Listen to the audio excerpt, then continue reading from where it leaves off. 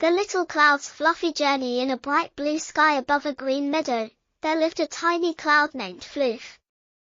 Floof was soft and white, with a puffy shape that shimmered in the sunlight, and she loved drifting over fields, watching bunnies hop and flowers sway below.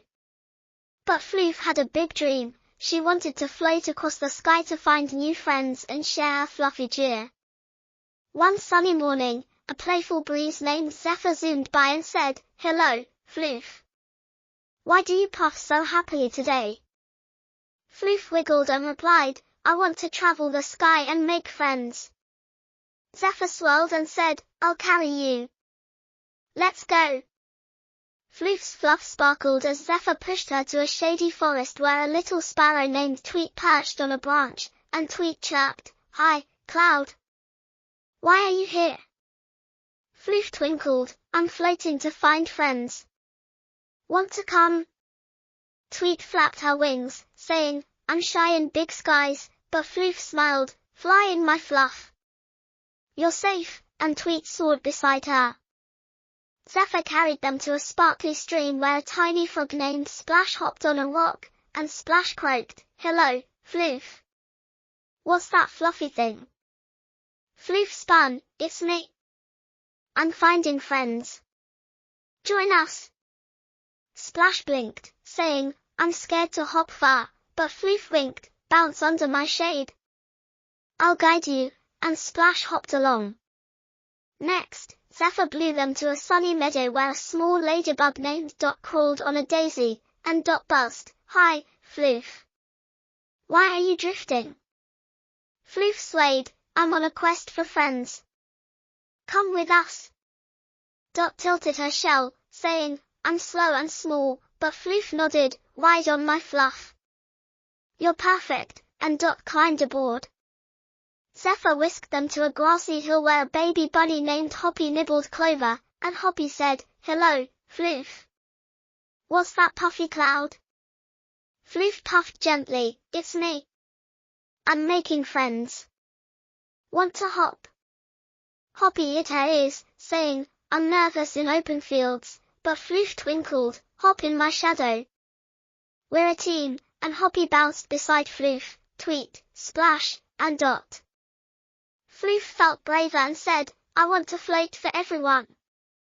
Zephyr whispered, "Drift high and glow." Floof soared up, her fluffy shape casting soft shadows and sparkles across the meadow, and Tweet, Splash, Dot, and Hoppy clapped, cheering, "Your fluff is beautiful." Children flying kites in the meadow saw Floof's puff and gasped, and a boy named Finn pointed, shouting, "Look, a cloud with friends." The children asked, "Who's floating?" And Floof drifted down, saying, "I'm Floof.